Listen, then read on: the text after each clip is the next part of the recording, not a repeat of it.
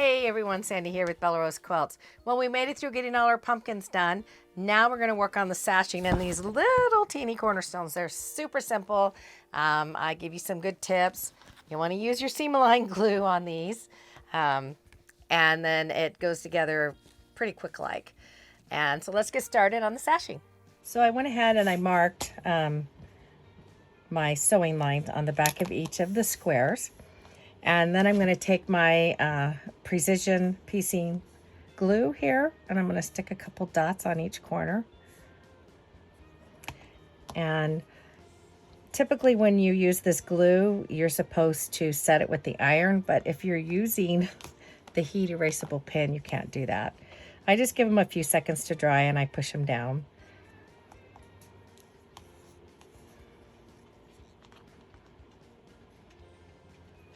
It's really important to get them lined up nice and straight.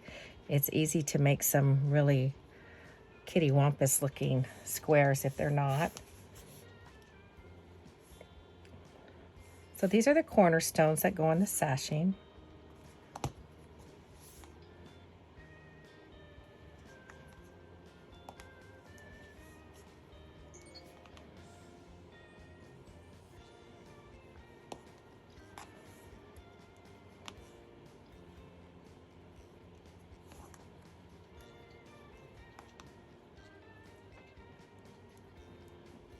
Okay, so I prepared 2 of them.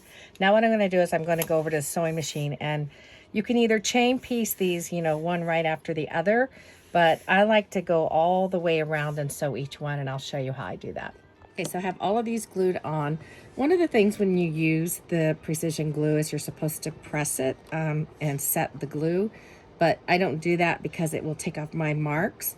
If you're using the, you know, the measurement here, which I do a lot, or you can use the Cluck Cluck Sew tape as well, but these are so teeny that you don't get much measurement to bite about there. So that's why on something this small, I will mark it. So I turn my stitch length down a little bit to about 1.9. I'm on a Bernina. And what I do is I just start sewing on my line. And then when I get to the edge, I'm going to pivot. Now I have the hover feature turned on my machine, so when I stop sewing, it automatically raises the presser foot.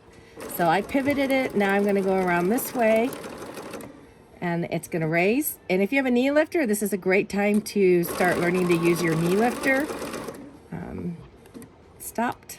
I'm going up, and I'm going to finish it. Okay, that one's done. And then I'm just going to cut my thread. You could chain piece these as well, but I found that going around the circle on these was really fast, and I just got one done at a time. Pivot.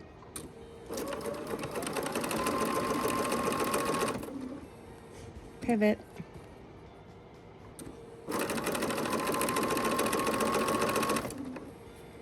Pivot.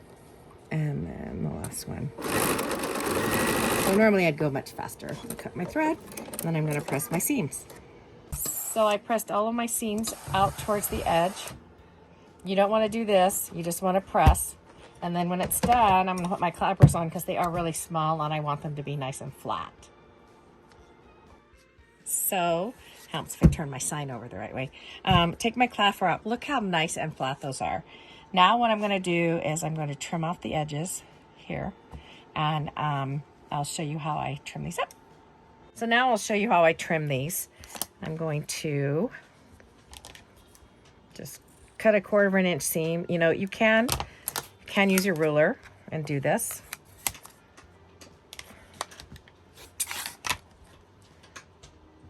So this is what you don't want to see, is the quilt block coming through the back.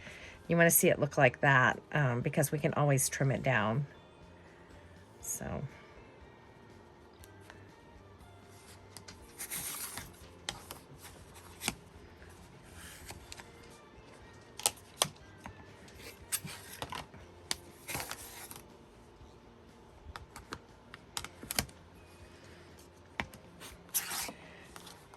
and do this one. For me, it's just faster to trim them. They don't have to be exact. It's just a 1/4 of an inch seam allowance.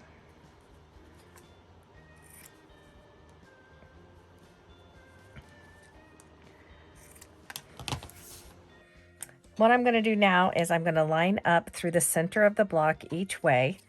And you can see I have a little bit I can trim off there. So I just trim around it. Turn my entire mat around. And then I'm going to do the same thing here. And I have a little bit hanging off over here.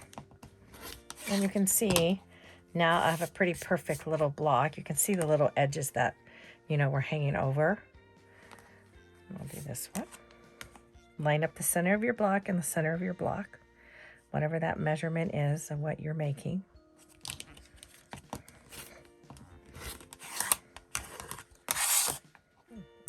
It's easier if you turn the mat.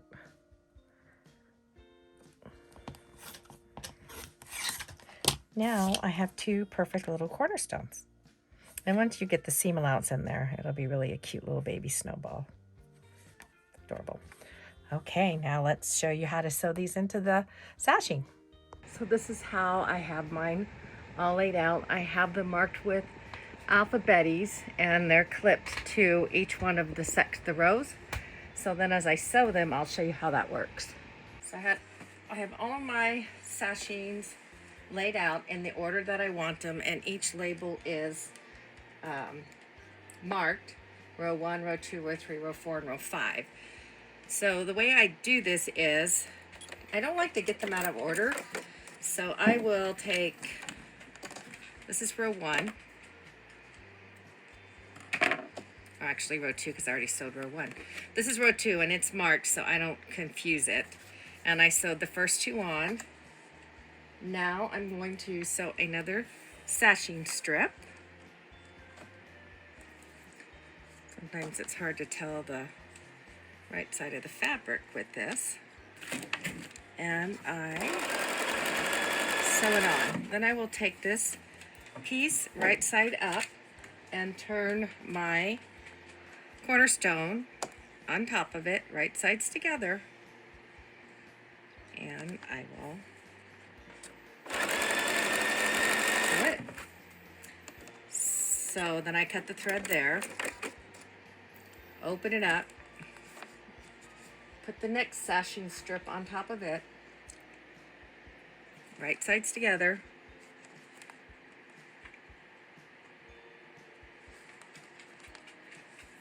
and sew that one.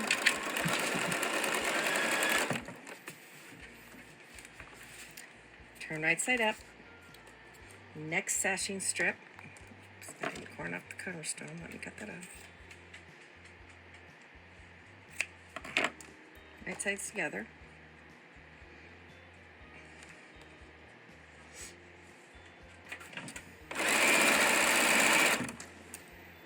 And cut the thread. Cornerstone right side up. Grab a sashing strip, right sides together.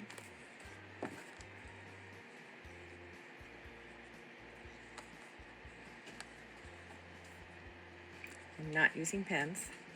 It's just such a short distance, I don't think I need to. Sashing strip right side up.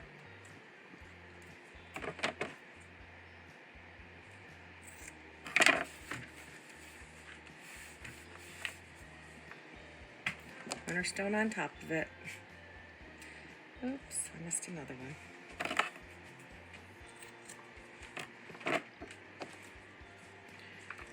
Right sides together. Sew my 1/4 inch seam. I'm going to cut apart row 2.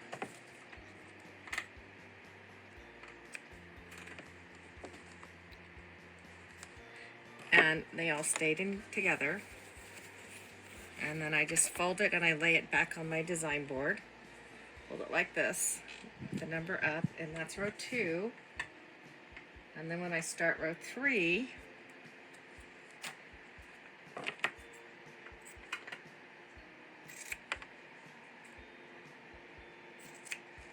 am going to take a sashing, right side up, place the cornerstone on top of it, right sides together.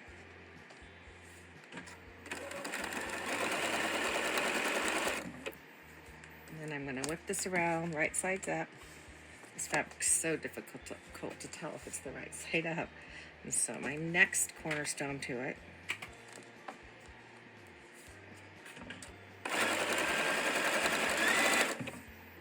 Cut the thread.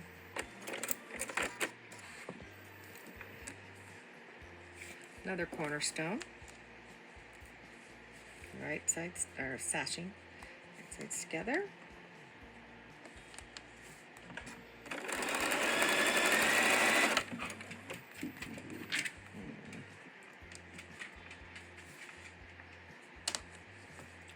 Side up.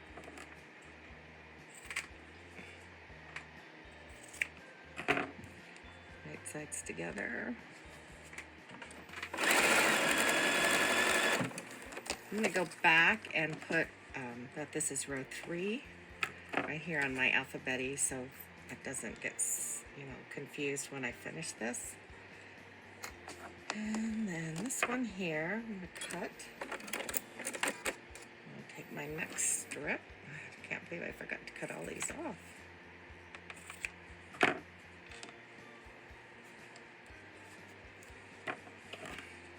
Did not cut. And I'm going to put a sashing on it, right sides together.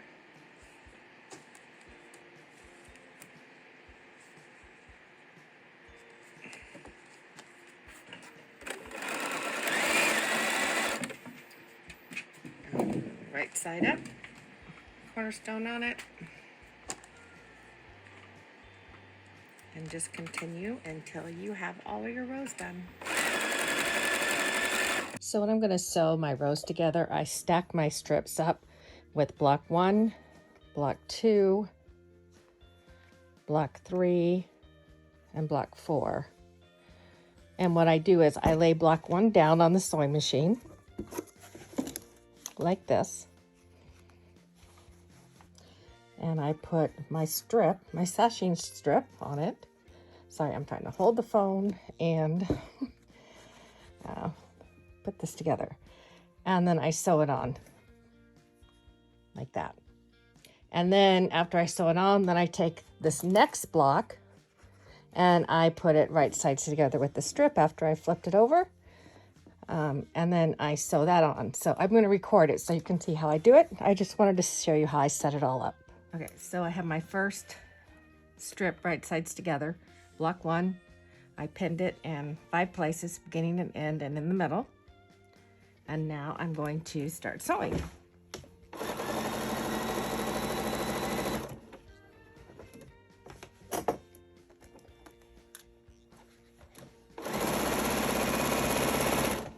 Now I'm going to take this block, I'm going to face it up. I'm going to take block 2, I'm going to lay it right on top of it. And then I'm going to pin at the top.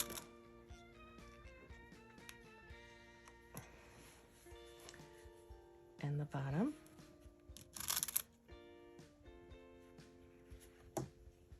And the middle.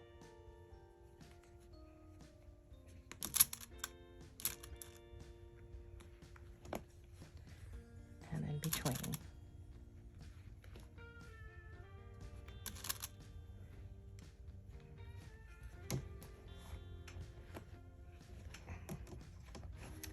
There's a nice pattern block 1.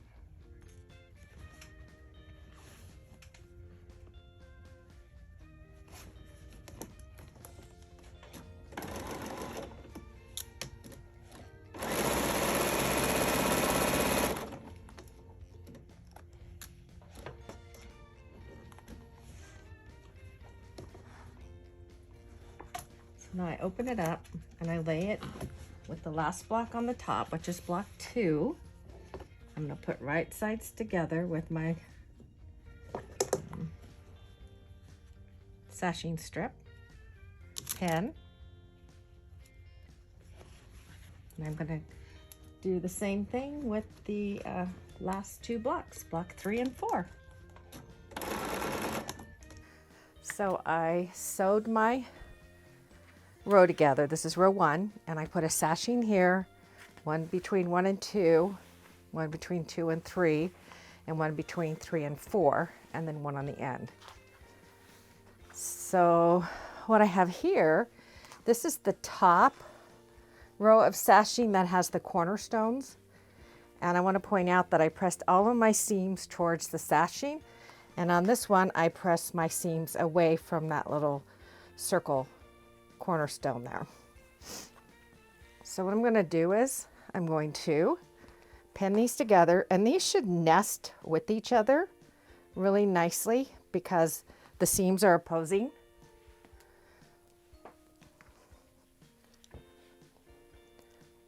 So what I do is I'm going to zoom in just a little bit. I nest those together and I pin across. You can put 2 pins in, one on each side. Typically that's better for people who, you know, are new to quilting, or they're just not comfortable pinning from one side to the other. Nest it in there.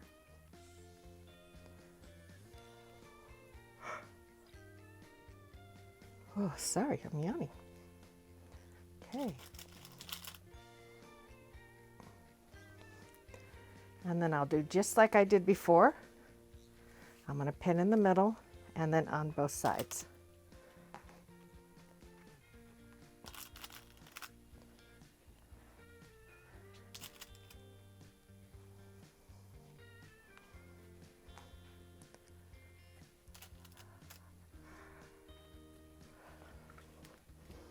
Come down, pin the cornerstone. Sometimes I'll go all the way across and pin the cornerstones and come back. If you hear all that snorting, it's not me, it is my dog. She's sniffing. Oh gosh. She wants me to go outside and play B-A-L-L. A lot of threads in here I need to trim off.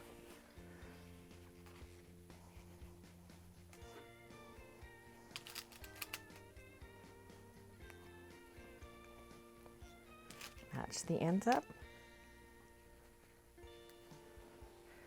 And then you're going to come back and you're going to just match up the edges.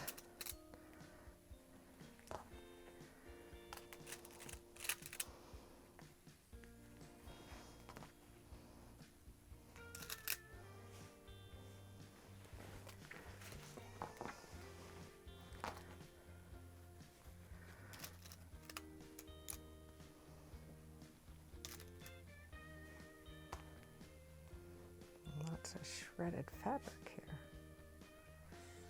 It's been waiting around for a while for me to videotape it. But we're almost done.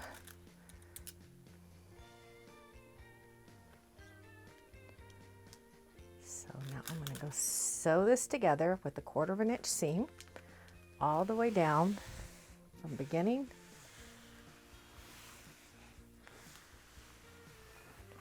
to end. Okay, so I just turned the lights on. That might give you a better picture. Let me zoom out. Okay, so here it is. I sewed the tops on, top row. We still have one more row to go too, actually. And you can see what I did. And my seams are pressed towards the sashing on the whole quilt. Okay, so here is row 1. This is row 2. And what I do is I'm going to do the same thing as we did when I pinned the top little sashing row. So I'm going to lay them on top of each other, and I'm going to nest those seams and pin them together all the way across.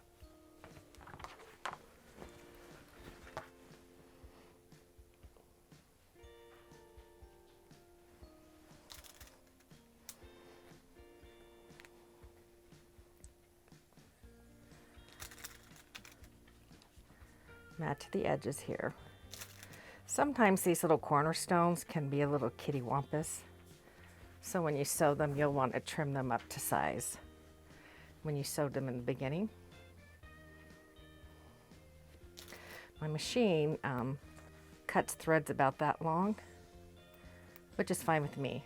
On the outer edge, I go through and trim them off. And it's the same color as the background fabric, so it doesn't really matter.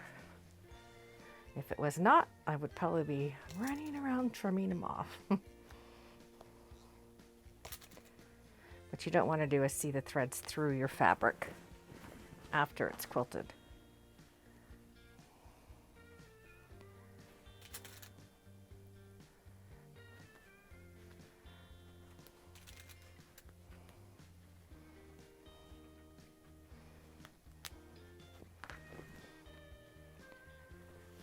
This one should have been pressed that way, so I'll have to repress it.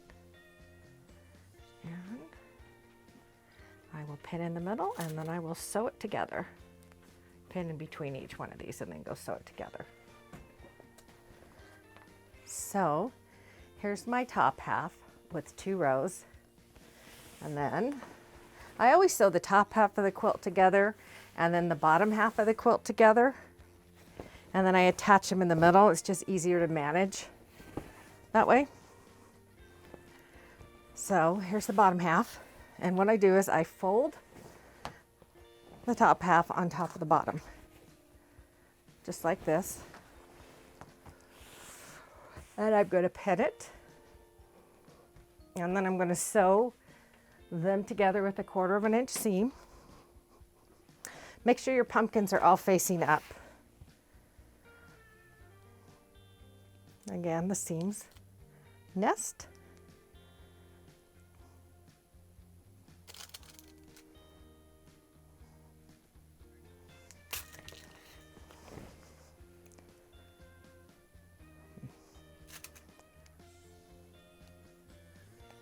Looks like a little clip in my fabric there.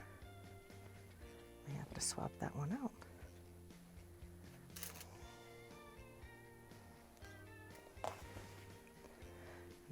Here.